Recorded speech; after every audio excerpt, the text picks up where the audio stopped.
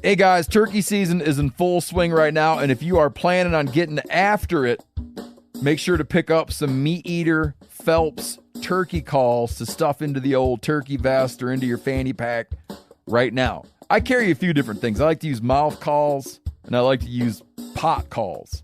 Mouth calls or diaphragms, I like them because it gives you hand-free calling, meaning when you're working a bird up close, you can have your gun on your knee, finger on the trigger, ready to roll, and still be making turkey sounds. I like pot calls because I just like pot calls. I enjoy calling with a pot call. Whatever direction you go, including a box call, which I don't personally use too much, but they're fun and great, and I started out with them. Yanni, on the other hand, one of my main turkey hunting buddies, he loves box calls. And what's funny is I'll now and then look to him and give him the look that means get out your box call and find us a turkey. So it's not that I don't like him. I just have Yanni use his. Then I don't have to carry it. Go to Phelps Game Calls. Get calls that are made in the USA and get calls that'll get them close. Find yours at phelpsgamecalls.com today. Welcome to the Wired to Hunt podcast, your guide to the whitetail woods. Presented by First Light, creating proven, versatile hunting apparel for the stand, saddle, or blind. First Light. Go farther, stay longer. And now, your host, Mark Kenyon. Welcome to the Wired to Hunt podcast. This week on the show, we've got an absolute masterclass with Mark Drury about the habits, personalities, and behaviors of the biggest, oldest bucks he's ever hunted.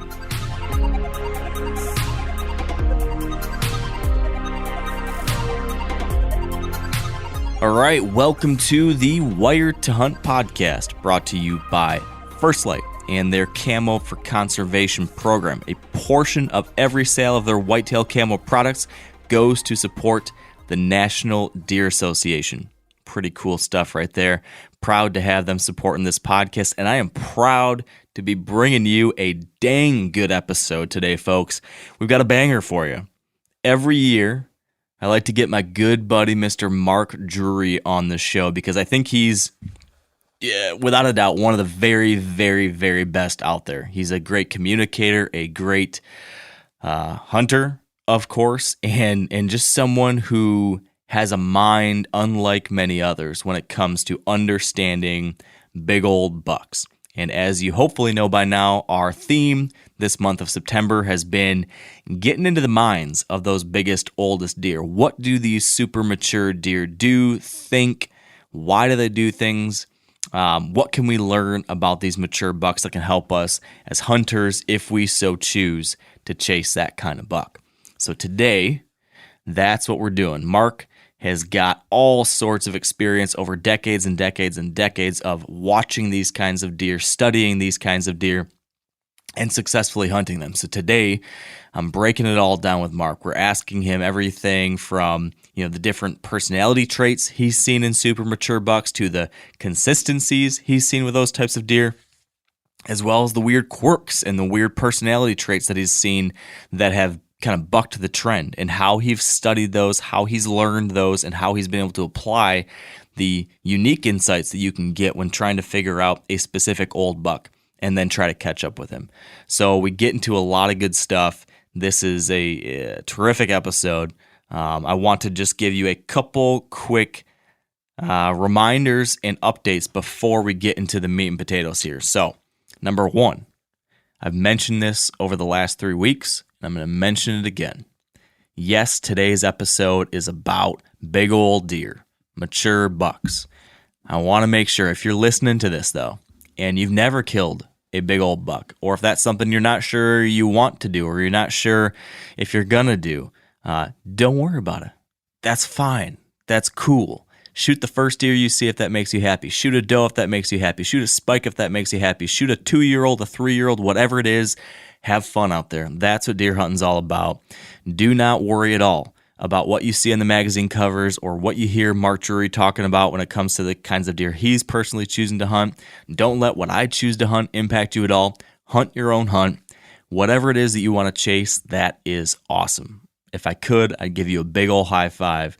no matter what kind of deer you're shooting, because this is about hunting your own personal hunt for your own personal reasons. As long as you're doing it ethically and legally, we support you and we want you to have fun out there. So make sure you're doing that.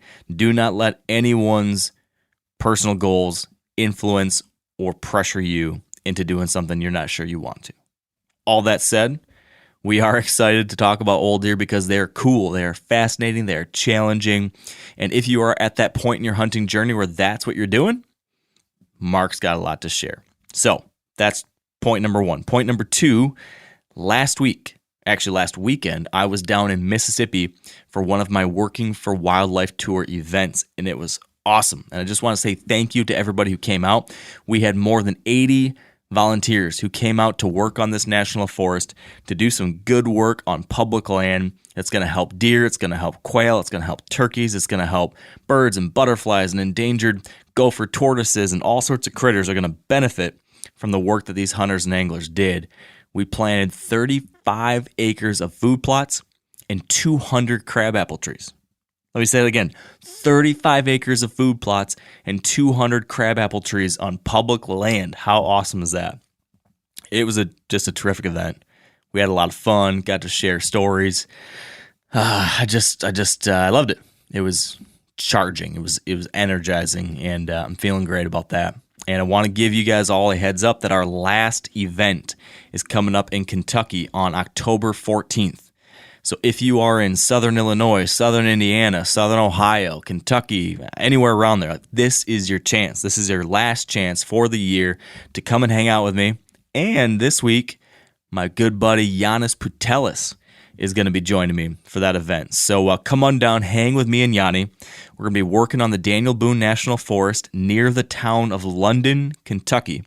And we're going to be doing a white oak acorn collection project so they can use these acorns to reforest other parts of the national forest. So it's going to be a great event. We're going to have fun together. We're going to tell some stories. We're going to share some hunting tips and tricks probably along the way, since we'll be leading into the pre-rut. But hey, it's October 14th. That's not a bad day to take the midday off and go do some good work for wildlife. Take that middle part of the day off. If you want, you can hunt that night still. You can get out on Sunday and still hunt. But give me just a little bit of your time, if you're in that zone, to give back to these critters, give back to public land, have some fun with your fellow hunters and anglers, and then we can all dive in with both feet into the pre-rut, leading into the rut, and all the crazy stuff that's about to come in. But I'm telling you, it's going to be some good karma if you get out there and pick up some acorns with me. So now, my friends, my family, my people, my fellow whitetail nerds, it is time to chat with the one and only, the mad scientist himself, one of the best to ever do it, Mr. Mark Drury. Here we go.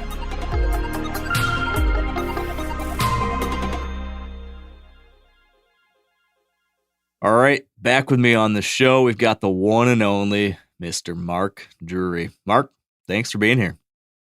Hey, thanks for having me, Mark. Good to see you, and congrats on that Wisconsin buck. That was pretty awesome. Thank you. Yeah, it was a really nice surprise to start the season. You always hope for those early starts like that, but you never know. And it's great when it works out that way. So absolutely. With that in mind, I got to ask you, your season kicked off right about the same time that mine did over there in Missouri for you. Can you give me a quick lowdown of what's been happening so far? Not a lot. It's a quick lowdown. They've been really dark here. The first night was pretty good. We had 2 different camera crews out, and both camera crews saw mature deer. Both of them we saw a 5-year-old and coon dog. I think that deer, coon dog and way, that deer was probably 5 or 6. So we were like, man, this is great. We're off to a great start. And then slowly but surely over the next 3 or 4 nights, it got worse and worse and worse. Less age class walking to no age class to very few deer walking. As the temperatures heated up, the pressure dropped, and acorns have started to fall. Very typical this time of the year, phase 1 from a 13 perspective. They just all kind of vanished. So we'd made a collective decision to stay out until conditions got better. Rather than burn our spots, we just let our cell cams kind of dictate what we're doing. And we really haven't hunted the last 4 or 5 days here. So we're going to go again tonight and tomorrow night, and then probably relax a day or two. And then there's a little front coming through. It's not a major, it's a minor, but the pressure is rising after this front, which I think will help because we're getting not only rising pressure, but into a rising moon. And I think both of those conditions will help as we go into next week. And next week, our Catch a Dream family arrives. So I always try to plan that hunt in and around favorable conditions. This year, I put it exactly on the 3 nights that the rising moon was perfect in terms of daylight activity for an afternoon movement. So they're going to be hunting the 27th, 28th, and 29th of September with us. So that'll be here in Iowa. Of course, we've been hunting in Missouri because the youth season is going on here in Iowa. So that's what we're preparing for. We've done a lot of work getting ready to make sure we've got Cooper in the right spot. So that's always a fun hunt and one that we want to make sure we're prepared for. Yeah, that's great. Now, speaking of Iowa, you guys open October 1st for the regular season there, right? We do. Yeah, so you can see the extended forecast now. I've got the October 1st opener here in Michigan, so I've already been looking at that extended forecast, kind of stressing about it a little bit because we've got pretty warm temps here for those dates. What's it look like for you there in Iowa, and how are you feeling about that? Not great. It's pretty warm. And the other thing that I've noticed, we're into a pattern where they might predict some cold weather 10, 12 days from now, but you get there, and by the time you get there, the temps are warmer than what they predicted, a week and a half ago. So, and I've said it many times, and I'm sure I've said it on your podcast, when you get very stable air that's the same every single day, you can't expect amazing daylight activity because deer really react, I think, to change with weather. If you watch deer cast and you see those changes come and go, and you have a bad period and then it dips down, and all of a sudden, boom, there's a high pressure system with cold weather and rain.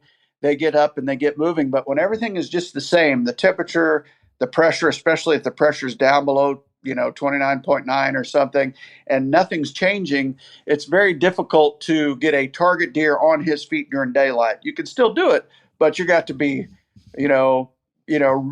it'd be risky to get as close as you need to be to get him during daylight. And it can still happen, but it's not going to be with the frequency or the likelihood as if you had those changes coming through with weather fronts. It's just not. Yeah. So that's what I see in the future here. Hopefully it gets better, but we are coming out of the darker moon and getting into first quarter. It's starting to rise, and hopefully it's real good next week when it turns full. I mean, we've killed so many deer in and around our full moon. If you get the right weather conditions, it's generally more daylight activity. So I'm hoping it's better, and I'm certainly hoping it's better for Terry. He's really on a big deer this year. Ooh. And it's big. So I'm hoping he gets the right conditions to get that deer killed. That's exciting. Like his biggest deer big? I think it could be. Ooh. It's right. It's knocking on that door. When you look at a deer's rack on pictures, you really don't know how large that body is. Are you looking at a deer that's going to field dress 225 or one that's going to field dress 190? And that changes the perspective of the rack. So, he thinks it's a smaller body deer, so therefore it wouldn't get up to his largest. I personally think it could, but we'll see. Hopefully we get to find out. Wow. That's exciting. He's been on some. He's taken like another step the last 5 years as far as some of these really, really, really big deer, it seems like. So I'm excited for him. That's great. Absolutely. I am too, man. He's really good at what he does. Mm-hmm. And it's exciting to see him getting into these giant deer. And he's always killed big deer, but lately these last few years, he's had some upper end stuff, and that's fun to see. But he's spent the majority of his life hunting there in Missouri. Yeah. And I've spent the majority of my life hunting in Iowa, and that truly is the difference between the two states. I mean, you're only as good as your spot, and you're certainly only as good as your state, So I think that's a big tell, because when we go to Missouri, our results are very similar to Terry's. Yeah. But here in Iowa, they're generally just bigger deer to hunt. Yep. Well, speaking of top tier deer, as we were talking about off the air, and as everyone who's been listening this month knows, our theme this month has been old bucks, getting kind of behind a couple layers of the onion, peeling a couple more layers of the onion off of trying to understand those top tier, oldest mature bucks. What, why, when, where do the oldest most gnarly, most savvy deer do their thing. And you are someone, Mark, who has, literally made a living on understanding those questions and have become someone that a lot of us have looked to as far as figuring out the answers to those questions. So my first question for you, Mark, on that topic then is just why that kind of deer gets you the way it does, the way I know it does. I mean, I think we've got some assumptions about why it probably does, but what is it about those oldest deer, Mark, that just keeps you up at night and keeps you looking at the phone or the hard drive with all your cell cam pictures or whatever it is and the maps? What is it about that kind of deer that really gets you excited? Well, they physiologically mature at about age 4.5. So by the time they get to 5, 6, 7, somewhere in that range is generally when they're going to top out from an antler development standpoint and body, body mass, body weight.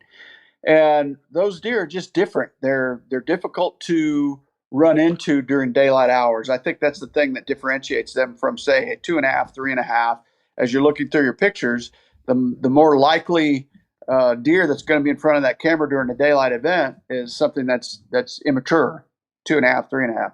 And I personally think the species is built for about 3.5. If you look at how many get to 4, 5, or 6, it's not a high likelihood that they're going to even live to that age.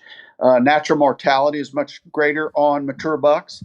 And by the time they get there, they've seen it all, done it all. And not only that, their metabolism's starting to slow down and they're not moving as much to food and back and forth. I always correlate them to an older pet. If you watch a dog when the dog's 1.5 to say 5.5, when they're still in their youth or their prime, they're quite active. And then by the time they say they get to that 12, 13, 14-year-old status, they've slowed down. They're sitting on the porch and not getting up much during daylight hours or not getting much at all. They sleep a lot. And I think you can relate that to an old buck at age 5, 6, or 7. At age 5, they're still in pretty good shape. Age 6, I call that the ghost year. Man, they are really, really tough to run into. A 6.5-year-old buck, you have to be extremely lucky or have really optimal conditions and be hunting close to his bedroom without him knowing you're there in order to kill a 6.5-year-old deer. By the time they get to 7 and 8, all of a sudden things turn around a little bit and food becomes more important all of a sudden. So you can really break down mature deer into some categories. 5, they'll still daylight a little bit, much like they did at 4. 6, I think it's the ghost year in my opinion. They're very tough to run into. 7, still pretty tough. By the time they're 8 and 9, if things haven't hampered their antler development, they get a lot of health issues the older they get, and a lot of reasons why all of a sudden they don't look so good, because they've gone through multiple ruts. They've gone through, potential EHD or other diseases, and little bitty things affect them. And all of a sudden that antler development doesn't look as good when they're 8 or 9. So the likelihood of killing a trophy 9-year-old, number one, isn't great because, chances are they're dead by the time they get that age. Number two, if they are dead, did they have enough health throughout their life that they are of trophy status? So that's really taking a deep dive into different ages. But in reality, I think probably realistically, this question's about 5 and 6-year-old deer because it's not likely you're going to be hunting one much older than that. Yeah. If you are, it's a blessing and a rare occurrence, and you may not get to hunt another one the rest of your life that's 7 or 8. So I really hone in on what that deer's home court area has been, and then where I think he's going to be, because that's the other thing I've seen through time as they age, that home core starts to shrink just a little bit. And what food sources did he daylight on in years past? What food sources am I hunting this year? And sometimes that slot machine, I always say it takes so many events to be in your favor for the slot machine to be all jokers and you're going to kill that deer. Is the food pattern and the weather matching something that he daylighted on in your hunting area in years past? The likelihood is less that he's going to do it because he's more mature. So long answer to your question. That's what keeps me up at night, trying to figure those things out to get that slot machine to line up to where I actually have a chance of seeing that deer during daylight and having him close enough for a bow shot. They're very tough creatures to run into, and you've got to have your A game on in order to succeed with them. I that much I know, man. They're tough critters. Your access has to be right. You got to pick the right days. And then when you get your shot, you can't fall apart. Yep. You got to make that shot because you're probably only going to get one. Yep. You know, the chance of getting two, not very high. Yep. So there's a lot of pressure and just a lot of things that go into, putting yourself in that situation. Hey, speaking of, this is a random aside, but speaking of, you're probably only going to get one shot. When we talked on the podcast last year, we had just had that encounter with a big shooter buck. This would have been like early October, I think, maybe. You had the... Yeah, oh, I remember. You do remember this? Me. Okay, yeah. So that happened. Yep. You didn't get the shot at that deer. I'm trying to recall the deer that you did end up shooting throughout the rest of the season. Did you end up catching back up with that buck, or what happened to him? No. He was seen one more time, and then trail pictures through November 11th, and nothing since. Didn't show up this summer, so I think we know how that story ended. Heartbreak. Yeah. Well, I had my chance and I blew it, man. I mean, that deer should have been dead there. I think it was October 2nd or 3rd, and I just was rusty and didn't make it happen. I mean, that one was 100% on me. Yeah. 100%. Big deer too. Whew. Big deer. Live and learn.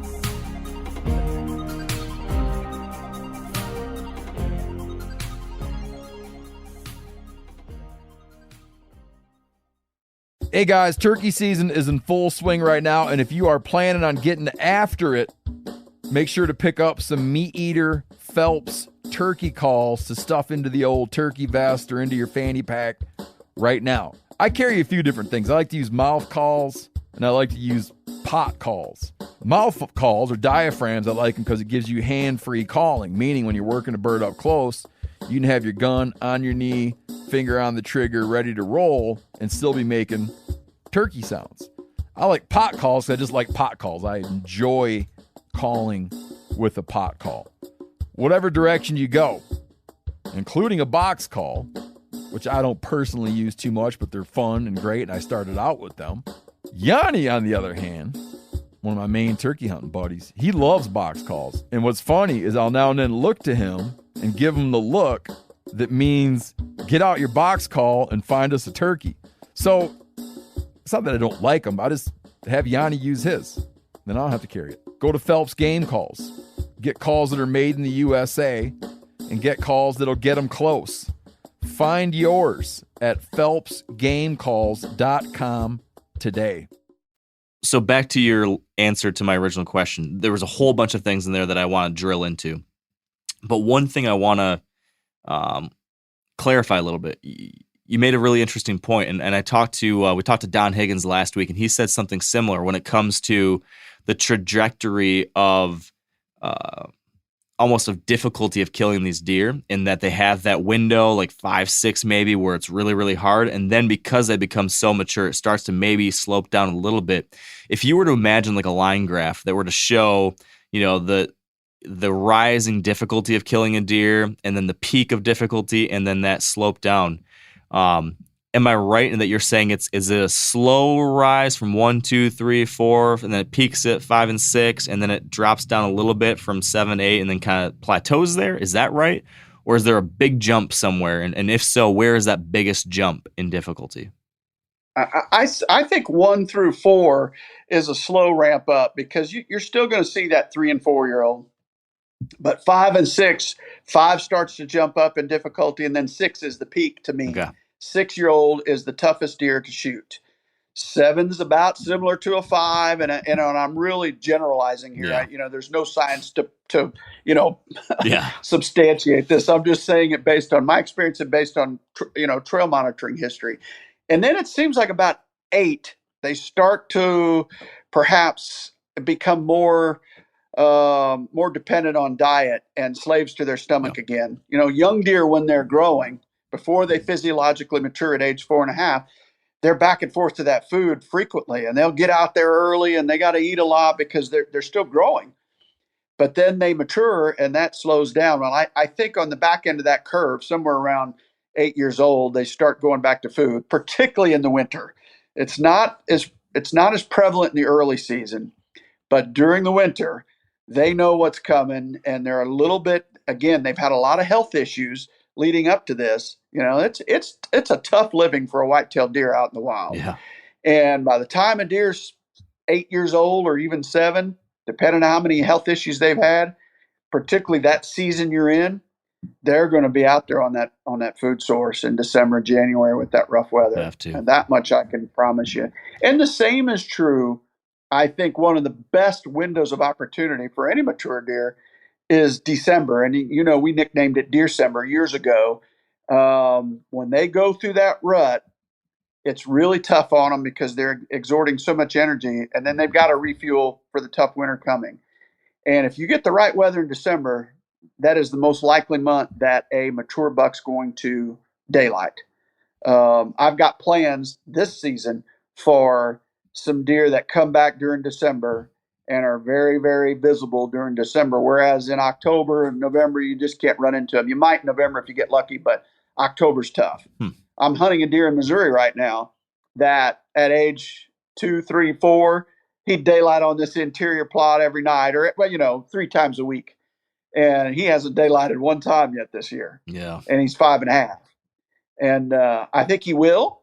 But that's a very, very good example. And I was, just before we got on this podcast, I was looking at my historical pictures through him, and I'm putting a file together on him because I've been hunting him. And in my mind, I thought, we're going to be able to kill this deer because I've seen him so many times on this plot, and he's daylighted a lot. And all of a sudden, the earliest pictures I have of him this year, 9/20, 9/30, something like that, I'm like, I better go back and look and see what he's been like historically. And there's a little window here when he was 4.5, from about the 22nd of September through about October the 11th or 12th. That was pretty good, which is one of my favorite phases. It's greener pastures because they've gotten out of those bean fields. Suddenly they're focused in on a different food source. And we've got a really good looking green field on this interior plot. And I do believe he beds close. We'll find out whether he's going to daylight this coming year. My suspicion is I need a really good weather system with a favorable moon phase in order to go in there and have luck on him this year. I think those are the things I talk about, that slot machine lining up. Yep. All the factors have to be right, including your access, including the weather, including his bed position as compared to food, because they just don't move very fast. They don't move very far. If he's bedded too far, he's not going to make it there till last light. So everything's got to line up to get that shot. What was that date window that you said for him again? Last year, he started daylighting in there around the 21st, 22nd of September, and he was good up through about the 10th or 12th, but I've not gone through the rest of October. My suspicion is I'm going to see more daylights of him there the last week of October. Okay. And so in that case, when you've got the right calendar date, you're not going to go after him unless you have the right calendar date plus the right weather plus the right, what was the other one? You said the moon maybe? Or pressure. Yeah, which I've got a great moon coming up here. I love the 2 weeks in and around the full moon, the week prior and the week after. Like, we just see a lot more daylight activity during that period. So I've got a good access into it. We'll see if he shows up. So, but I don't have the weather. Looking at the weather, we were talking about that before we jumped on. It's not great. No, it's just not great. No, it's not. So I've got a dilemma that sounds similar to you. My number one buck I'm hunting in Michigan is a 5.5-year-old. And so I'm thinking about his annual pattern. And we did a whole podcast last year about patterning deer and a lot of stuff on the annual pattern thing. So I think we talked about this a little bit, but I just want some clarity with you on the specifics here. When you've got an annual pattern that you're trying to figure out, but you also have the changing crop rotation. So in this case, I've got a 5-year-old, and this year it's a corn year in the area that he lives in. So it's a corn year this year as a 5-year-old. As a 4-year-old, though, beans. So the last time I had a corn year was him as a 3-year-old. And so as we just talked about, like 3-year-olds are almost a different species than a 5-year-old. Mm-hmm. And so I'm sitting here debating, like, do I even put any value into these pictures and sightings that I had when he was a crazy 3-year-old, even though that was also the last time I had the same food and habitat? How do you weigh that? I think you still do, because it's still the same deer, and just know it's not going to happen as frequently, right? So if you look at everything he did as an age 3.5, he might only do that 20% of the time when he's 5.5, just because he's not moving as far as often. Yeah. So I think you still have to. You got to look at it. And the other thing you can do is look at other mature deer in that area that same year and see how they acted. That's something else I do a lot, is not just a particular deer, but mature deer in general. Like, when did they daylight when it was in corn? When was the corn cuts? Also a big differentiator. Sometimes wet weather can delay cornfields coming out, which increases his bedroom, which makes him very, very tricky to run into. Hopefully they'll get it out of there. And another thing I've noticed, the farming equipment is so much more effective, and there's not a lot of residue left anymore. So that makes it very challenging when those fields are cleaned up. I don't know. Your best farmer in your area is the guy that's got the older combine that leaves a lot of corn on the field. So you kind of have to know your farmer and their equipment, in terms of what you could expect in terms of residue on a field. That's true. And then the worst nightmare is the farmer that comes and chisel plows immediately after harvesting. Absolutely. Ugh. But another farming practice I'm seeing get more and more steam is the presence of cover crops right after they harvest. And all of a sudden, we went from no green fields throughout the Midwest to giant green fields. Some of them are brassica, some of them are rye, but there's a lot of folks working with sustainable cover crops. And I think it's wonderful for the environment and conservation and everything of the soil. But it does change the game for us deer hunters. So you have to be mindful of that too. Is your guy one of those guys that puts a cover crop on as soon as he, if he's a no-till guy, he may very well cover crop it. And then that's really tricky. When you got a giant green field, that makes it tough. Yeah. Really tough. Yeah. That is. I've yet to I had 1 year where a neighboring farmer did that. But it hasn't happened in recent years. So you talked about, and a lot of folks talk about, one of the key consistencies with those extra mature deer being that their core area shrinks. And that's something I want to dive into with you. But before we dive into the obvious one, are there any other consistencies with those, 6, 7, 8-year-old bucks, or 5, 6, 7-year-old bucks that you've seen? Is there any trend that you've noticed with that age class deer as far as a generality when it comes to behavior shifts or anything outside of the core area shrinking? Yes, October and December are the two best months to kill them, for sure. And I say that because that's typically when they're alone. When they get doed up, man, are they tough to kill. I specifically love the first 12 days of October and then the last 5 or 6 days of October. The first one is a phase we call greener pastures. The last one is something we call pre-lock. Pre-lock to me is the best window of all 13 to kill a mature deer. That 25th, 26th, 27th, 28th, 29th, 30th, 31st with the right weather, the right food source, they'll have to be going to. What's that? That was just me shouting in joy for that time of year. Yeah. It comes and goes too quickly, but boy, that is the window to me. Then again in December with rough weather, that's a really good window as well. But for the purposes of this, because you don't know what's going to happen. Is he going to get killed by another hunter? You can't depend on December, right? Is he going to be there? Is he still going to be alive? Or are you going to have the weather? Like, October is the time to kill those deer. Get them before they get with that first doe. Because once they lock down, they will almost always lock down before any other buck in the herd because nobody's messing with them. You get a 5, 6, 7-year-old deer, he's pushing everybody around. And if you just watch him, most of them just look at him and walk the other way. They know better than to deal with him because he's a handful. He's big bodied. He's ready to rumble, and he's going to get the first girlfriend at the dance. To me, that window is 25th to 31st of October. We call it pre-lock because they're not necessarily locking down with a doe that's in estrus, but I think they have a way of identifying the first doe that's going to come in estrus, and they'll follow her out to the food plot and just stand there and stare at her like a high schooler in the hall looking at a pretty girl.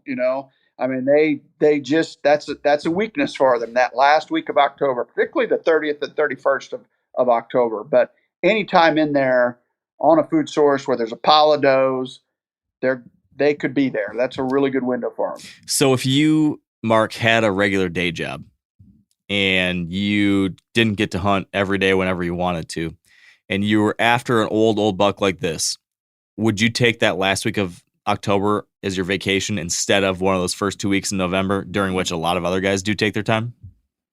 For me, if it's a deer that I'm on that's 5 or 6 and I want to kill him, absolutely, I would. Okay, so another thing you mentioned how they're if I have confidence level of what I think he's going to be doing, right? Yeah. If I have a history with him and go, he daylights in here that week, then I'm going to take that week because that's a really good window to kill him. Yeah. Okay. These old bucks getting on that first doe. I've heard a few folks talk about seeing repeats of the same doe family group coming in heat first year after year. Like there might be a genetic thing where like, man, like this old nanny doe always seems to be one of the first ones to come into heat in a given little region. Let's say there's like 100-acre property and this doe family group always hangs out in the northeast corner. And if you're paying attention, noticing that happens. Have you ever seen anything like that? And have you ever taken advantage of that, given what we just learned there about those old bucks getting on that first one? I have seen it, and I 100% agree with it, but I think that's a very challenging thing to bank on and depend on, but I have seen it. So I think there's truth to it. I think and they're generally old and large. That's the thing I've noticed. Like when they get on a doe early and stick with her, they're generally quite mature. They look like they're 4, 5, or 6, so does he know her? Possibly. Does he just sense that she might be the first one to come into heat? To me, it's more about that than anything. Yeah. So on the line of the rut then, are there any other tendencies when it comes to how these old bucks participate in the rut? So you mentioned they're getting started early. Have you seen anything as far as anything unique with that 6 or 7-year-old buck when it comes to how long or short a time period they stay with a doe, or how they jump from doe to doe? Or one thing I've heard is that lots of times they're more active at the end of the rut. Have you seen anything like that or anything else? Absolutely. I think that in general terms, they're going to pre-lock and then kind of not move a whole heck of a lot till about the 8th, 9th, 7th, 8th, 9th, 10th, 11th. That little window right there, which is the tail end of the seeking phase. We call it the tail end of buck parade, and the very start of lockdown. Mm-hmm. That phase is quite good for daylight activity. I love that period right there, 7 through 11, 7 come 11, if you will. Okay. That's quite good here in the Midwest. And then it just depends what your population dynamic is. And all of this depends a little bit on population dynamic. If your buck to doe is severely out of whack, you can't expect to see a lot of daylight activity by bucks in general because they're going to lock down during nighttime, right? Most of their movement occurs at night. Just watch your pictures. So to expect to see a lot of daylight activity, if you've got call it 5 does to 1 buck or 7 does to 1 buck, it's probably not going to happen. However, if you're a little closer to their natural ratio, which is 1 to 1, we like to keep everything at, realistically, we hope to have it at a 2 or 3 to 1, 2 or 3 does to 1 buck. If you're in that range, you can expect to see them free up occasionally through the rut, but it's so much more challenging because the activity could have been at noon, it could have been at 2 o'clock. If October, you can pretty much bank on the fact that it's that first hour, last hour and a half, 2 hours. So it's more of an expectation. Yeah. And I've talked about this before. When you get into the rut, the odds of seeing one could happen at any time of the day. So you're kind of hoping, right? You're hoping he frees up. You're hoping he comes by. So it's hope versus expectation. And that's challenging mentally. It's challenging physically because you've got to sit there much longer. But if you got 1 week off and you want the greatest odds of a deer to be on their feet, it's probably during the rut because more deer covering more ground. Yeah. But if you're honed in on a particular buck on a spot, that's why I like that late October. But it's only because I've got a sure enough history with him and a plan and a prediction. But if you don't have that, that's difficult to expect success. Speaking of hopes and expectations, a lot of us look at that rut window as that chance for the midday movement, right? There's that hope and the belief that, there's more midday activity. And, I've seen that. If the weather's right. Yeah, if the weather's right. So I've seen that with, year and a half olds, 2.5-year-olds, 3.5-year-olds. I've seen it all the way up to the old ones. But when it comes to those like 5, 6, 7-year-old bucks, is that as good of a window for them as it is for, just general buck movement? I mean, is there anything unique for that age when it comes to midday? I think it's a better window. If you ever watch closely and watch it consistently through the years, they're almost the last one to get on their feet of a morning. When you get into, we're out of October and we're out of this food pattern stuff, and we're actually doe is what they're keyed in on, like 9:30, 10 o'clock. Everything else is bedded. Haven't seen a deer in 30 minutes. Like, should I climb down?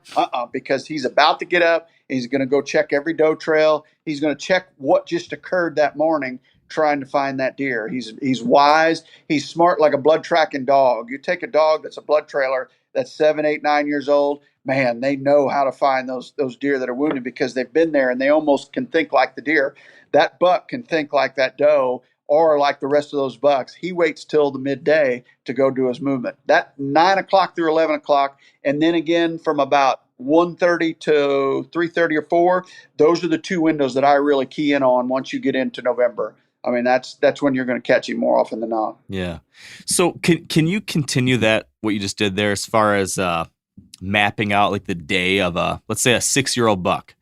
What do you imagine that buck's 24-hour day looking like at that age during that rut time period? Can you walk me through, kind of continue what you were doing right there?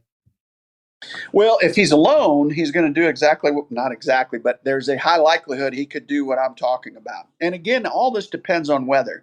If it's a warm day, you can crush that back. It's only going to happen the first hour or two and the last hour or two. However, if it's a beautiful high-pressure day and the moon's overhead and a lot of things are lining up, you could see that deer at any time during the day. You could see him the first hour or two coming off of bed, and he's going to bed down for a while. And then I see that 9 to 11:30 very consistently each year, and then 1:30 through about 3:30, 4 o'clock. I specifically love 3 p.m. Central Time during that period. And I specifically love about 9, 10 o'clock during that period. They just get on their feet and they go walk. That's provided you got the right weather. You're hoping for, highs in the 50s, lows in the 30s, and optimal conditions and pressure over 30.1. Better sit in your stand. Don't get down. Yeah, and that buck, I'm just, the assumption would be that buck is just moving as efficiently as he can, traveling downwind side of every doe bedding area he knows of through that zone. Yeah. It's their home cores expand. He's going to move around more inside the bedroom than he has food, although you could see him on food. You could see him just about anywhere, but a lot of that occurs in cover. That's the one thing I didn't, preface that statement with. You see a lot of that stuff happening in the bedroom, and that's when, you jump into those magical trees and those magical spots because every buck's doing the same thing, or a lot of them are. So it's a fun time of the year, but it's more challenging trying to kill a specific buck than October or December, in my opinion. Yeah. So let's go back to the first thing that you mentioned at the very top when it comes to these old deer, which is that their core area does usually shrink. Outside of the rut, they shrink down. I think even during the rut, it shrinks a little bit. Okay. I do. And I think I have this theory that when they're younger, they're making bigger loops and checking a lot more stuff out. And I think through life, they go, I like this, and this. Yeah. Here's where I have the most security. I've run into the least amount of pressure. I've found the most does.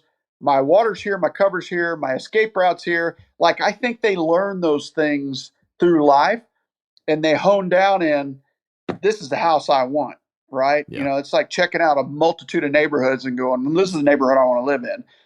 I think that's what happens. I think that's why it shrinks. They're learning it, imprinting it as they're younger, and then when they're older, they know where to go. That's just my theory. I don't know if there's any truth to that or not, but I think that's why that home core gets a little bit smaller and there's less activity within the home core, because I think they're still trying to learn it when they're younger. That makes sense.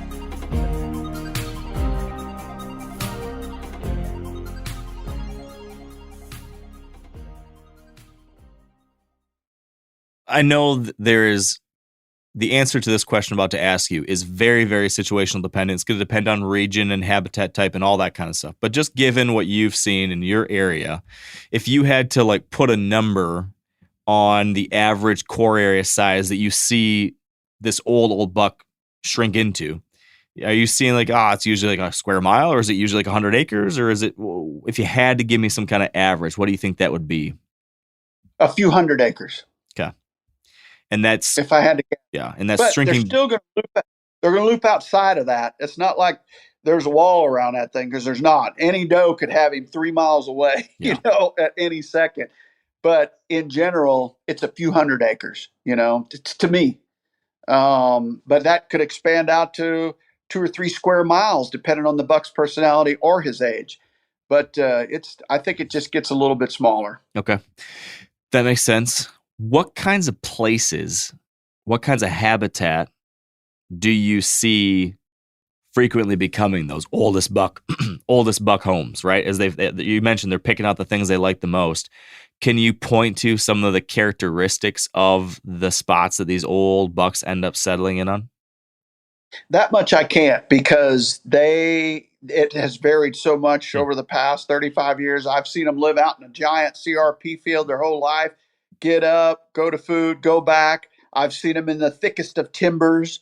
To me, it's very variable, and that's a head scratcher to me, why one buck prefers one terrain and another buck prefers another terrain. I can only assume it's because of other home ranges interfering, and therefore this guy's saying, I'm staying here and I'm staying there, and they kind of stay away from each other, and they camp out in their little area. As long as there's, ample food, cover, water, they're pretty adaptable. They can live just about anywhere, but they got to have does there as well. I've also seen different personalities with bucks through the years. I've seen bucks that I swear didn't leave 80 acres or 100 acres and didn't really participate in the rut very much. Like, I've seen bucks that I felt like only got with 1 or 2 does. And I don't think that's uncommon at all, to where when they're younger, they're covering more ground because they're younger, and they'll get with more does because their odds of finding a hot doe increase. When they get old and get back to that old dog on the porch, doesn't get up, doesn't walk around, doesn't eat as much when he's older, I think that's that older buck, and I just don't think he's quite as active during the rut as he was when he's younger. Somewhere in that curve, they go from breeding being the primary reason for their existence to just trying to live and stay alive. And I think somewhere in that curve is that 6.5-year-old buck that, again, he's the ghost year. And by the time they're 7 or 8, they're very much worried about just living. They're going to still participate in the rut, but he may not move during that severe cold weather, whereas that 4-year-old's running around going crazy, and that guy's laying in his bed till it gets a little bit nicer for him to walk around. But personality's different, and you'll learn that as you hunt. Not every deer is the same, and you can never say always or never with white-tailed deer. All of these things I'm talking about are general terms, but it does vary quite a bit based on the deer's personality and the terrain you're hunting him in. But in answer to your original question, there's no box for that description of where they're going to live. Yeah. Okay. So you make a good point, which is any buck that's gotten to this age starts to show some kind of unique personality traits, right? And it seems like one of the tricks to successfully killing a deer like that is to be able to uncover what is that unique personality. Can you think of a buck or two over your years that stands out to you as having like a unique personality trait or behavioral pattern that you were able to uncover and then use that to your hunting advantage? Is there an example like that, a story you could tell about how you figured out what this old buck's unique personality thing was, how you discovered it, and then how that led to your hunts, whether you ended up killing the buck or not? Yeah, I think back to a buck that Todd Smith. Did you ever meet Todd? He was the editor of Outdoor Life for years. I don't think I did. Such a fine gentleman, and he came in and hunted with me, and we got to be really close friends. And he whitetail hunted, but I don't think he was like he's going to go, the entire season like you're going to do, But he did whitetail hunt, and he loved it. And he drew a late season Iowa tag with me, and there was this one buck on my farm that I swear lived on this 80-acre portion of the farm because I had cameras everywhere like usual, and I never got him anywhere else other than this 80-acre parcel. And this 80-acre parcel was the thickest, nastiest, most secure place on the farm. The access into it was tough for us as hunters. And the only time I'd get him during the daylight pictures was of a morning in the month of December.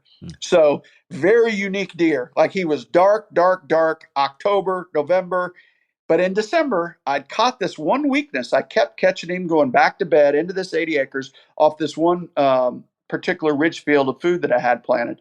And Todd came in, and I told him about a variety of different places we could hunt, and this buck and that buck. And I told him my story about this deer, about how unique he was. And I was planning on just hunting afternoons like we normally do in December. And he goes, "Why don't we go after that buck?" And probably part of the reason I didn't see much is because I don't hunt a lot of mornings, especially in December. And I said, "Sure, we can. I think here's what we need to do. We need this wind, blah, blah, blah." And we went in there 2 or 3 mornings because we had the right conditions. And sure enough, Todd killed this giant 8-point. He was probably just shy of 170. And I think Whoa. he was a 6.5-year-old buck, maybe 7.5-year-old buck. But he was an absolute toad. And the thing I noticed about him, he was absolutely perfect. There wasn't a scar on that deer's body. His ears were perfect. His eyes were perfect. And I really believe he was just one of those deer that lived his life as a bachelor. I think when he bred does, they came to him. He wasn't going to them, and he was safe there. And he lived a long, happy life until Todd put an end to it that morning. That was one of the most unique deer we ever hunted and succeeded on. And he taught me a lot. He taught me that these deer are different. They have different personalities. And when I speak of that, I always think back to that deer because he definitely taught me deer are not created equal. They're all their own person or their own animal. Yeah. So what about the fork buck? I know that was one that seemed to stand out too. And I can't remember if we talked about this one last year or not. But yeah, that just seems like such a crazy example, and that is probably illustrative to us and to folks on how you go about trying to figure out a buck like that just kind of bucks the trend, the usual generalities. Can you talk about that a little bit? I literally lost years off my life over that deer that season because I really hadn't hunted him a lot, but I had a tremendous trail picture history of him because he was a homeboy, and this farm was 417 acres, and he was on there a lot, but he was all over it. I always said he was the buck that was everywhere, the buck that was nowhere. Like we couldn't run into that deer to save our behinds. And we finally killed him December the 20th on a green field with a bow down in a bottom field where I had never gotten this picture. And I mean, it just literally, I had gotten it there a few times, not many, but I literally just got lucky to kill that deer. And I kind of started hunting him like I always hunted him the way I always hunt, which was, I think he's going to be here. I think he's going to be here. I think he's going to be here. I finally started going where I didn't think he'd be, and that's when I killed the deer. Like I literally had to reverse my thinking and everything I knew. It just like broke all the codes. And he was a tough deer to kill. I mean, he was just literally walked, and I believe I killed him when he was 8.5. And again, on food in December, there's a weakness. But I killed him where I didn't think he'd be that night. And sure enough, he was one of those walkers all night, all day. I'd catch a picture of him at 6 p.m. on a green field, and then by 10 p.m. he'd be 2 miles north on a different camera. It was just bizarre. He was really a tough deer to run into every year. We hunted him so many times and never saw him. I think Dustin and Wade saw him once or twice. I think I saw him twice before I killed him, and he was 8.5 years old. If that explains how difficult he was. But he also taught me, compare that story to Todd's deer, both 6.5 or older. One never moved and was literally clean and perfect and beautiful. And the fork buck, every single thing in him was ripped and scarred and ears. And, the more they walk, the more they're going to encounter other deer and get into tussles. Right. And we always joked because his body was so large. We said, what if he didn't walk as much as he did? I swear he'd had 300 inches of antler on his head. Because I think he wore himself to frazzle every year. But he was a cool deer, and I felt blessed to have the opportunity to hunt him and then eventually kill him. Yeah. So was the insight, like the personality insight with him, that ended up leading to you killing him? I know you said you got lucky, but is the insight there the fact that you couldn't predict where he was going to be because he was always moving? So rather than chasing pictures, just like volume hunt a spot and eventually he'll come through there? Was that it? I volume hunted the same spot for days throughout, like 19 or 20 days. I went to the same stand, never saw him. And I was like, I'm so sick of this. I was like, I'm burning this spot out. And I finally started, I was like, I'm going to do what he's doing and just bounce around now, because I tried the same spot over and over and over, and it didn't. You would think, it's counterintuitive. Yeah. You would think that would work, right? If you just stuck to the same place, be the camera, he's eventually going to walk by. He never did. And I started bouncing around and going to places where I didn't think he'd be, and that's where I killed him. Wow. So call it lucky, or call it, call it being open to try something different that I had never done in my life. And I finally killed that old booger. He was a tough booger. Do you feel like with a deer like that moves so much, that I'm sure you must have been thinking about, like, God, I'm probably burning these spots out. I'm putting pressure on this deer. Am I educating this deer?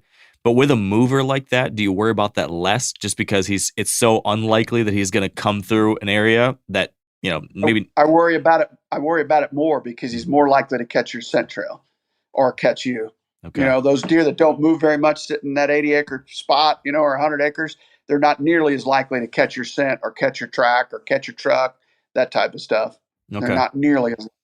So another question that I have related to our impact on deer and the pressure we put on them. Jumping back to the general trend with really old deer, and the general trend being that their core area shrinks. They figure out the neighborhood they like. They find the house they like in their neighborhood. They just want to sit on their couch because they're safe there. They're happy there. They've got everything they need, right? Once they get to that point, they've got it figured out. So I've always wondered, when you've got a deer like that in that set way of life, does he react more to pressure or less to pressure? Is it like he's shocked when the robber shows up in the house and that gets him out? Or is he like, no, this is usually safe, I'm going to stick with it for a while? I think he reacts less to pressure, and he's going to stick with it, and he's not going to leave his bed unless he is eminently forced to leave that bed. Yeah. That's the one thing I've noticed about big mature deer. They are very unlikely to get up out of their bed unless you walk over their head or something. I mean, it's tough to get them up out of their bed. And that goes to a point, and everybody's going to be able to relate to this. One thing that I no longer pay attention to are other deer that catch my scent and blow. Because your intuition is, I just ruined my whole hunt. I'm not going to see this deer. I don't think those deer get out of their bed for those blowing does no more than you or I would. If your kid was crying wolf, you figure it out. And those does with those fawns will blow so easily and so frequently at everything. Skunk, bobcat at 300 yards, a coyote. He gets used to hearing that stuff. And when they're blowing at you, I don't think it means that much. And there was a time where I'd climb down and be like, I got to go get to another spot. Yeah. I don't do that anymore. And in fact, I've seen them get up and investigate what the source of the problem was, especially during the rut. A blowing doe sometimes is your ally. So that's I don't call it a tip or something that I no longer pay attention to when I get blown up. And I just go back to hunting, and I just assume he's still bedded right here. If I think he's bedded there and I'm trying to kill him, I just assume he didn't leave his bed. I think they can run over him and he probably wouldn't follow him out. He's very likely to still be in his bed. So that now, it may delay when he gets up, or he may get up out of curiosity to go see. It may affect his movement, but I don't think it's going to get him up and make him run 2 miles. He's much more secure staying where he's at than he is on his feet running around going, what else am I going to run into? Yeah. Okay. So that raises some interesting questions, though, when it comes to like choosing a stand location or choosing how aggressive you want to be. Like, I can think of a lot of places that I would love to hunt tight to a buck's bedding area like this, like we're talking about, but it's in a high deer density area. And I just know, like, man, if I get in there, I think I can beat the buck's nose. Like, I think I know how to set up and what he'll do, but there's going to be so many dang does and fawns that do crazy things that eventually one of them is going to win me. And so because of that, I don't even go in there. should I consider being more aggressive and just letting the does blow at me because I can get away with a little more than I'm assuming? So to me, then I'm going to pick weather condition before I sneak into a spot like that. Relevant or time of year. I'm going to be more likely to try those types of spots during the rut when they're covering more ground and when there's a lot of different chaos out there in their world, or on a rain event to where I feel like I can safely get in there. If it's raining hard, they're not very likely to react to you in a rain event or a heavy windstorm. Both of those things will help cover you going into a particular spot. And by heavy wind, I'm talking, 15 to 25 mile an hour. You can get by with a lot on a windy day in terms of access. You can get by with a lot on a rainy day in terms of access. You can get by with a lot on a November rut day in terms of access. So it really comes down to that for me. Now, if it's a calm, pretty morning, and I know I'm going to be running through deer, I'm probably not going to go. Yeah. So I wait for the right conditions. So let's say we're set up on a food plot that's tight to a bedding. To that end, I use those same conditions to go hang a stand or to put a camera or go change batteries out in a camera or something like that. I use that wind and that rain to my advantage all the time. I wait for those events to go get something done that I need to do when I just will not intrude otherwise. Another thing in terms of intrusion, a tractor at night going in or going out will almost never bother those deer. We've noticed that through the years. Like if you can get there, if you got to go check a camera or go move a blind or move a stand, those types of things, nighttime's a great time to do it. They're just not nearly as likely to react to you. Yeah. So have you seen, back to the blowing doe thing, I've always felt like there's the cascading effect. And like if I'm hunting a food source and my wind is kind of blowing out into the food source, and I've always thought, man, if a doe family group or a doe wins me out in the food, and she runs back in there, that buck will never make it here because he'll see that as an alarm, and he's just not going to come all the way out in daylight if that happens even once. So just to clarify what you're saying, are you saying that maybe I'm worrying a little too much on that even? I think you could be, because if you watch them, if you've seen a doe react to a coyote or a bobcat and they're not catching you, yeah, right? I mean, that's their natural response, is to snort and get their fawns out of there or get other does out of there. So I don't pay much attention to it anymore. I stick in there, and I've seen, like I said, deer come and investigate it. Go, what was that? Depending on the time of the year. I've had other nights where I never see another deer enter the field, so it probably did affect it. But more often than not, I don't think it's moving him out of his bed. It may affect when he moves or how he moves, but I don't think he ran out of the area. That's my gut. I think he stayed right wherever he was when that fuss started. Yeah.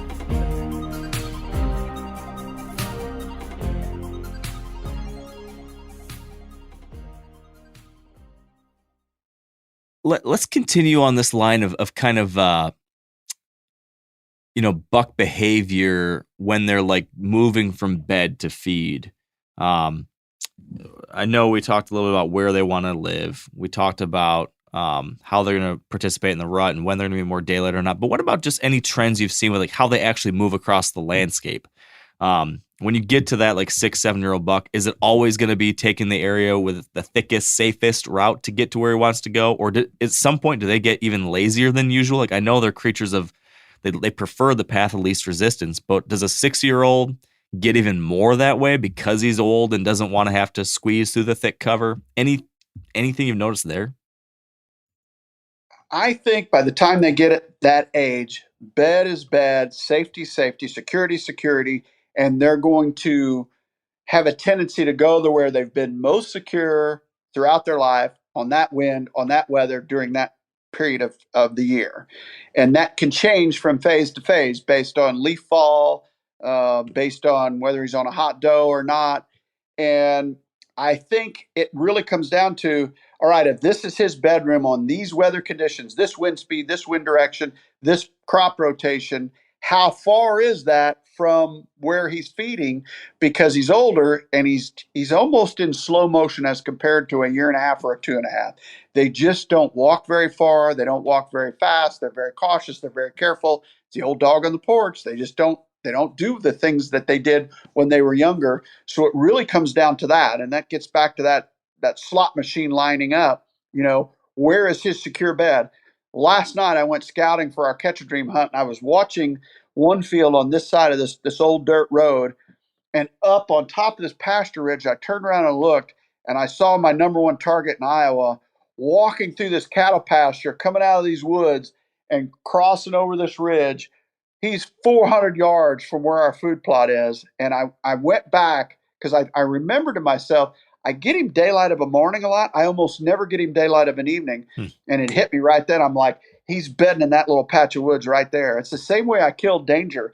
Like I lost that deer, and then I refound him with my trail cameras. And then I just went into that bedroom and I killed him right there where he was coming, because I found out where that security cover was for that time of the year. And I think if you can do that, but in both of those cases, it took cameras, or in this case, it took me luckily looking over my shoulder. He's 500 yards away from me, and I saw him walking the ridge. I threw my glasses on him, and I knew who it was. It's a buck. I call the tumor buck, and I was like, aha, he's bedded in what I call the pretty woods. And I'm talking the least secure cover you've ever seen. I'm talking you could see 300 yards through these woods. So maybe for him, it's the most secure. And he went across the ridge. He went down into the bottom, and sure enough, I got a trail picture of him at like 9 o'clock last night down in that food plot. And I'm like, I got to change my strategy on this guy. I either have to start hunting the plot in the morning, or chances are I'm going to go into those pretty woods and hang a stand set to catch him coming back. To catch him coming back in the morning. Yeah. So try to kill in the morning. And will you try to do that early? I mean, I know you usually don't hunt early mornings. I'll try to do it in October. Yeah. Yeah.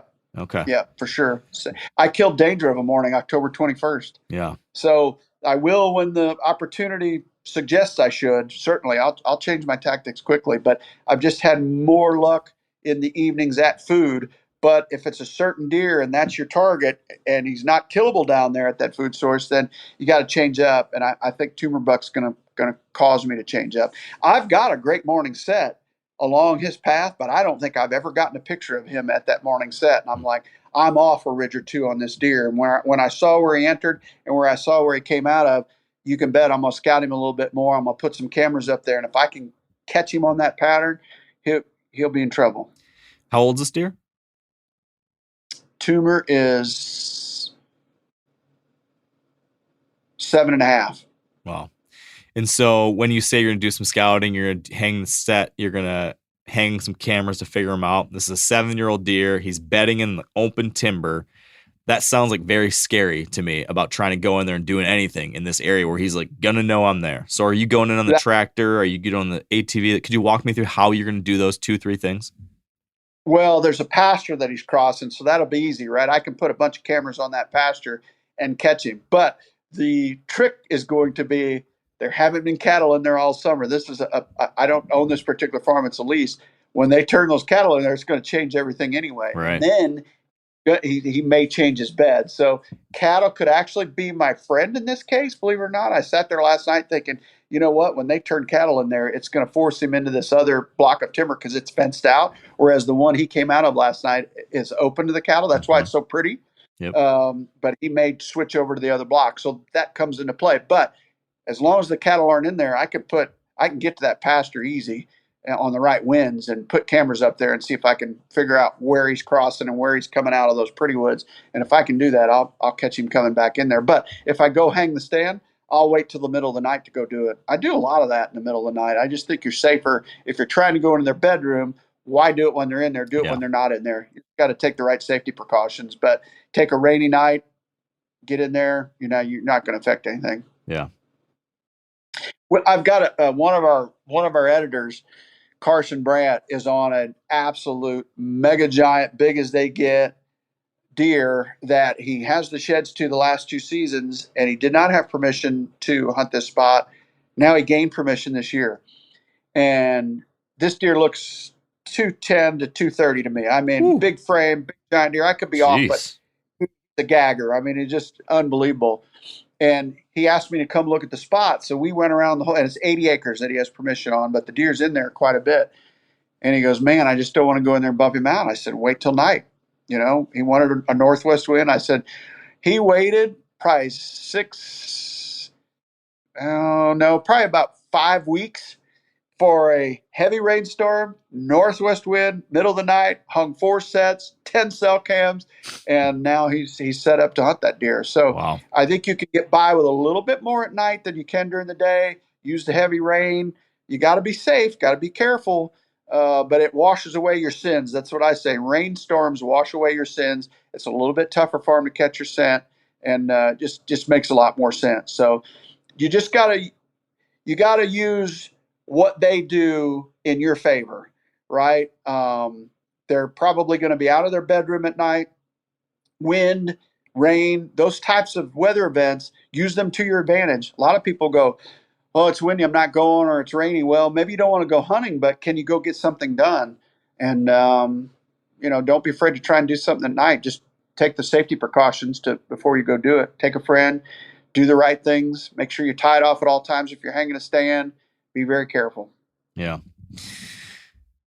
Okay. I want to rewind just a little bit to what we were talking about just before this example, and that being, trying to figure out these personalities. And one of the things that I've always assumed, but I'm curious if your experiences back this up, has been as those bucks get older, am I right to assume that their annual patterns become more consistent, become tighter, like they have more validity? If I've seen something up to a 7-year-old buck versus like trying to figure out like a 4-year-old's behavior based off of what he did as a 2 and a 3-year-old, is that have any truth to it? I think so, but I think as bucks age, the reasons they move are fewer and fewer. Yeah. Which is why you have to have the exact right conditions or the right good luck or the right ability to look at the weather, look at the time of the year, and try to get those slot machines lining up. Because if you compare him when he's take a start difference, 3.5 to 6.5, he's just not going to move during daylight as much at 6.5 as he did at 3.5.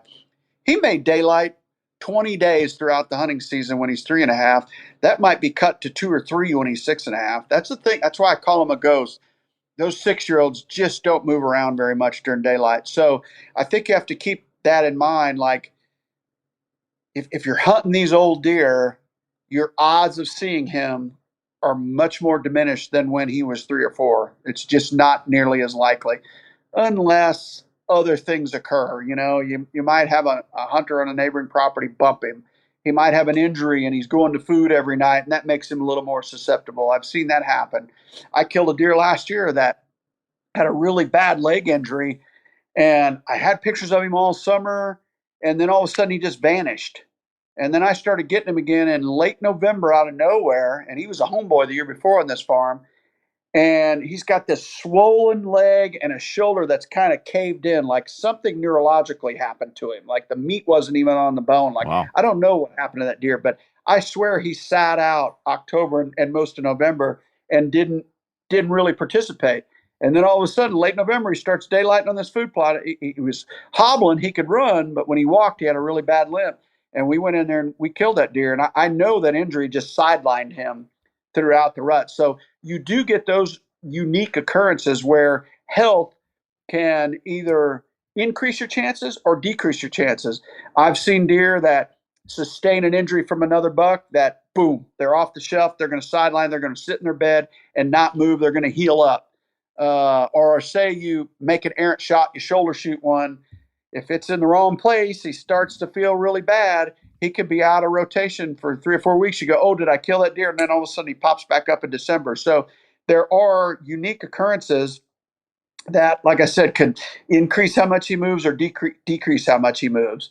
So you keep that in mind. But all things being equal, they're not going to move a lot when they're 5 and 6 years old. You have to have the right window of opportunity, that late October, sometime during the rut on a hot doe, sometime during December during really rough weather if you can find where he's feeding. They're just unique opportunities, and they're not very frequent. So continuing down the line with like trying to uncover not just the pattern, but the personality. I always run my cameras on photo mode because I've always just worried about batteries, and I don't want to have to go checking batteries, and I don't want to go pulling cameras, and I don't have solar panels on my cells. I probably should do that. But So I've always been You worried should. about that. Yeah. So Solar that's panels, they're game changers. Game changers. so that answers part of my question. But I've wondered, as I've started having opportunities to have older deer around more and more often, I've wondered more and more, like, am I missing out on some really important little pieces of intel I could have if I were to run these on video more often? When you're targeting these older deer, is that important to get the videos or not so much? I don't think it is, but I'm old school. Perhaps it is, but I'm running a lot of cameras, so I don't want to take the time. I really don't have the time to do it, right? Yeah. So I'm old school. I'm one picture every 15 seconds in most situations. On a scrape, I'm a picture every 15 seconds. I love that setting.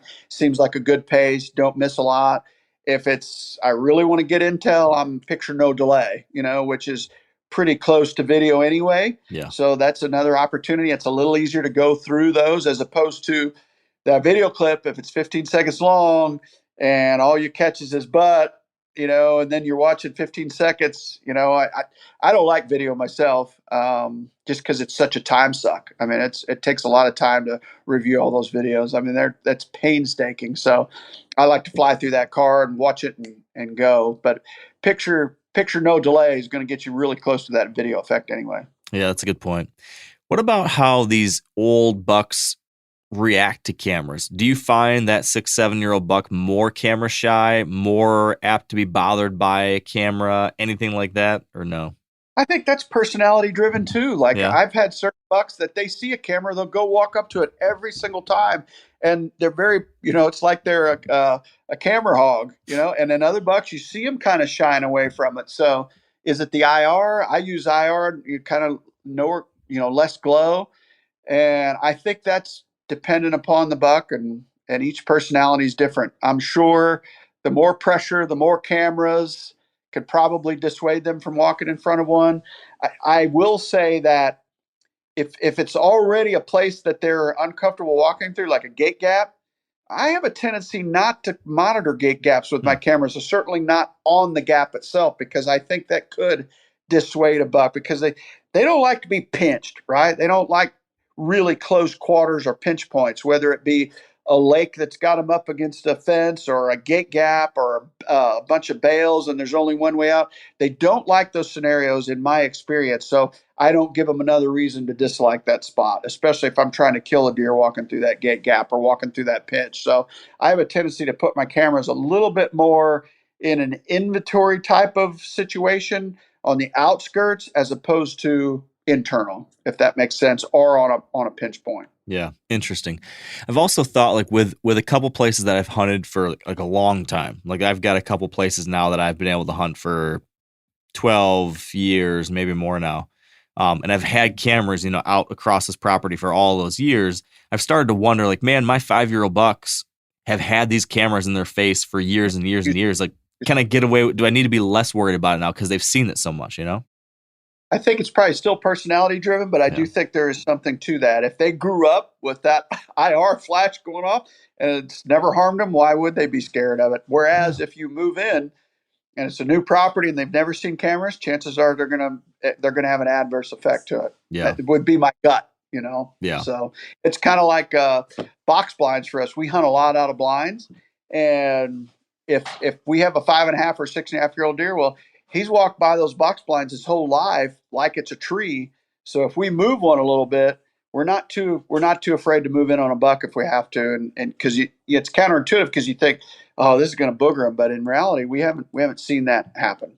Yeah, that's interesting.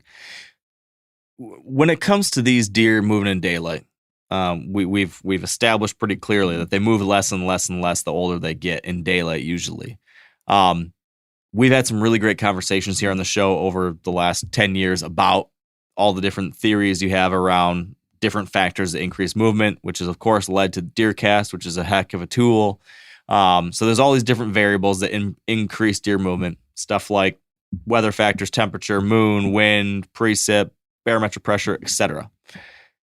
Do any of those stand out as the most important for an old deer? Like, I realize, like, all these factors might impact the whole deer herd, right? But is there anything that might be something like, of all of those, this one's the most important when it comes to like the old buck?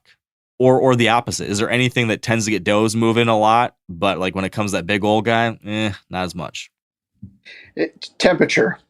They're big. They got that big coat on, and if I had to point my finger at one thing, they are very temperature sensitive. If that temperature is much above normal, particularly when you look at the falls we've had the last few years, man, it seems like we've been 10 degrees above Yeah. normal for 3 years, and it just subdues daylight activity by those deer. It just they're not moving very far anyway. So if you heat it up and they're not moving very far, the chances of him getting there during daylight isn't good, at all. So I think they're very temperature sensitive. If I had to pick one thing, more so than any other factor, it's that warm weather. It pushes them. It just subdues that daylight activity. It drives me insane. I look at the forecast, you know, and it seems like I've been looking at the same forecast for 3 years, 10 degrees above normal. And I think it just hurts overall daylight activity. Now, when you get a front, look out because they're fixing to go. When they're used to that warm weather, and you finally put a cold front across them, they're all getting ready to get up and go. So it does make the cold fronts even better. But man, I just love norm or 10, 15 degrees below norm. That's Yeah. that's that sweet spot. Give me 10, 12, 15 degrees below normal temperature for the day. You're gonna have a good sit. You're gonna have a good hunt. So we're hunting a deer like this. We're hunting a 6-year-old. We know we've got these short special windows we're looking for. We find one of those short special windows. We know he's not going to likely move real far from his bedroom because he's got a tighter core area. So we're pushing in there smartly, but we're not expecting him to travel a mile. We've tried to pattern him. We have an annual history. We've looked for personality traits. We've done all of those things. And we see the buck. We see a 6-year-old buck out there. Is there anything different I should be thinking about with a 6-year-old out 100 yards away from me versus a 3-year-old out there when it comes to calling at him, rattling at him, using a decoy, any of those aggressive things? Do these really old bucks have a tendency to react differently than those, adolescents? I think they could. I think that if you watch a young deer, they get in the mood more often, right? Their testosterone's up, and you could call him in 3 days in a row. That older buck better be in the right mood before you try, and he better be in the right wind position with the right route coming to you before you try. So I've said this before on your podcast, the older I get, the less I call, but the more success I have when I call, because I choose my times to throw that dart, and if things aren't perfect in his demeanor, in his body posture, whether his belly's full or not, that's another thing with a deer. Depending on the time of the year, if he's eating, I generally let him finish eating if I feel like I've got enough time before I start calling to him.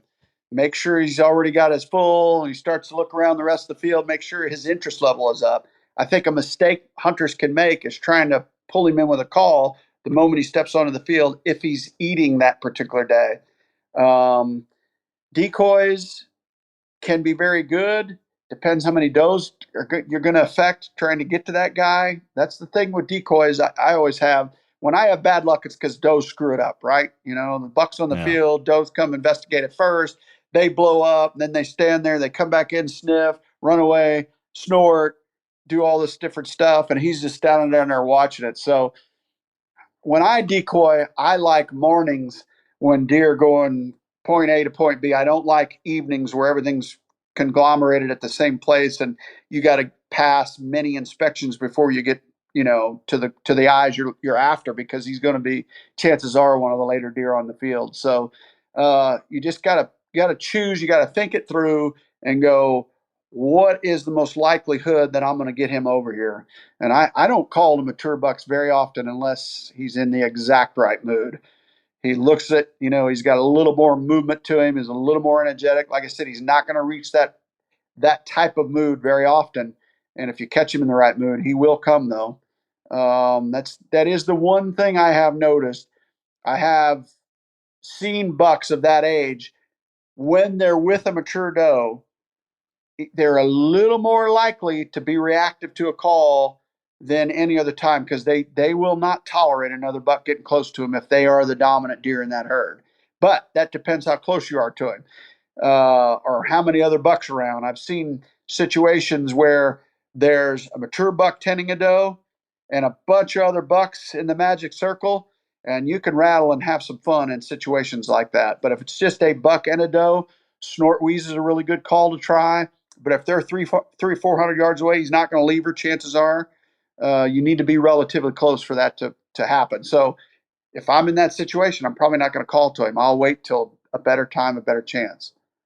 The other thing that I've noticed about a mature buck, once he's doed up, they generally don't move very far from that spot. Like you can literally dance around that spot on different wind directions for several days, and you'll still see that pair. Yeah.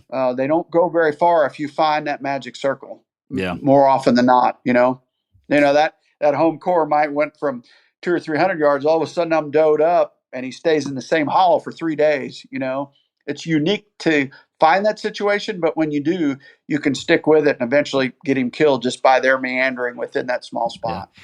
And so would you get pretty darn aggressive in that scenario when you know he's holed up in there, he's doing whatever the doe does, you've got this kind of special tight range? Are you pulling all the stops? Depends on his mood. If I see something I like with the right wind and the right position for him to come to me, I might try him. You bet. Yeah. You bet. All right. We talked about the fork buck. We talked about that buck with Todd Smith. But I'm wondering I want to touch on 2 quick more things to kind of wrap a bow on this whole conversation when it comes to understanding these really old deer. Is there any other deer other than those 2 that we kind of spent some time on that you can point to having taught you the most as far as an old buck that taught you something about old bucks? Is there one of those deer that stands out as having taught you the most important lesson that has now led you to be more successful trying to kill that oldest of buck? Is there a story that you can think of you could tell us and share with us what you learned from him? I think in answer to that question, and I've talked about this a lot on your show, pre-scouting a deer years in advance so that you're ready for him the year you're trying to target him. Bucktober was that deer for me.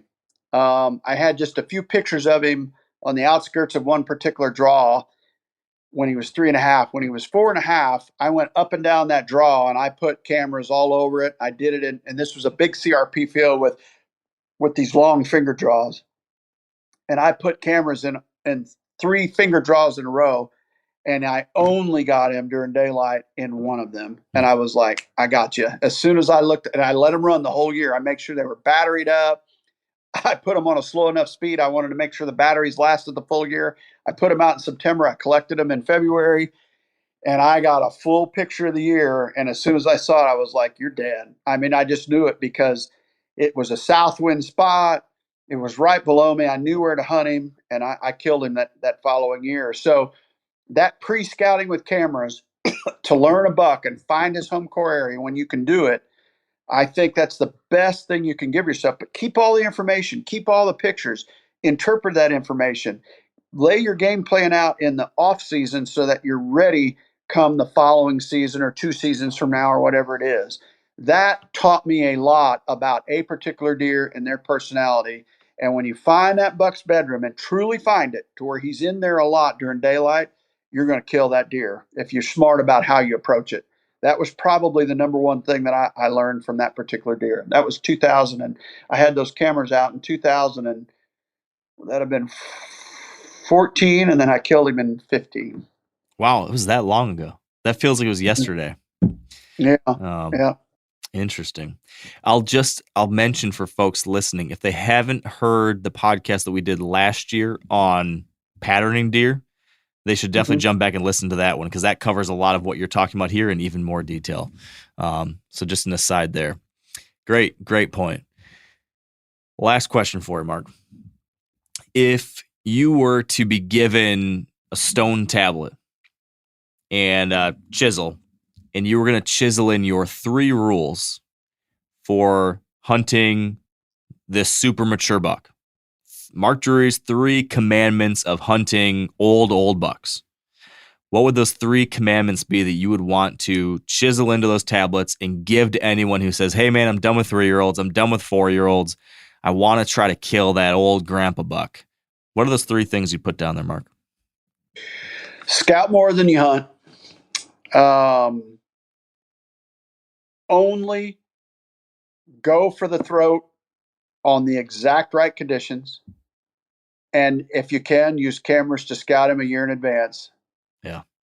You take those three things, which scout more than hunt, in the moment I'm talking about. So watch rather than hunt.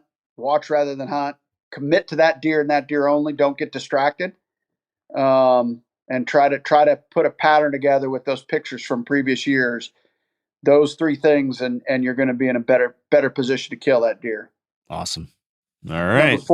Number four, enjoy the process, have fun. Always make sure you got a smile on your face. There you go. If something's going on and you're hunting and you're not smiling, then you're the problem. Yep. I just promise you, man, just make sure every single moment is a blast. Yes. We just love it.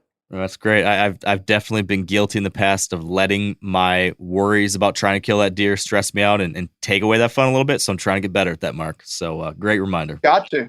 If you're not smiling every single setting, it's on you, not the animal. So true. So real quick before I let you go, is there anything we should be watching for new coming from DOD? Is there anything new on DeerCast? Any new content? Anything you want to make sure we know about? Certainly. I mean, we do our semi-live series. We've been doing it now the last few years. We're on episode 16 already of Deer Season 23, which you can catch every single episode within DeerCast, or you can catch it on YouTube. We've got some really cool stuff coming down the pipe with DeerCast that we're very excited about. I think the algorithm's probably more accurate right now than it's ever been. Anybody that's not ever downloaded it, give it a try. But all things Drury are found within DeerCast, no doubt. So that's the best way to keep up with us. Awesome. And of course, Facebook, Instagram, all the good stuff. So yeah, well, it's great stuff. I'm an annual user. I actually upgraded this year so I could get your rain checker because I wanted a convenient way to see what kind of water my food plots were getting, and that was very handy this year. Although it stressed me out some with this drought, but still I wanted to know. I was going to say, I know the answer, not enough. Yeah. But yeah, I can't recommend it all enough. So it's great. And as always, Mark, really enjoyed this. Thank you. Thank you, Mark. I appreciate it. It's always a pleasure getting on here and visiting with you. It's a good time. Hopefully we'll be able to do it soon again and have a story of that big old Pretty Woods buck hitting the ground. All right. He's in trouble, I think. I believe. And that was Missouri buck's in trouble. I have a decent confidence level about both those deer, so we'll see. Probably won't kill either one now. Well, I wouldn't want to put the odds against you. It's gonna happen. All right. I hope you enjoyed that one. Thank you for joining in. It's hunting season, baby. Have some fun. Good luck out there. And until next time, stay wired to hunt.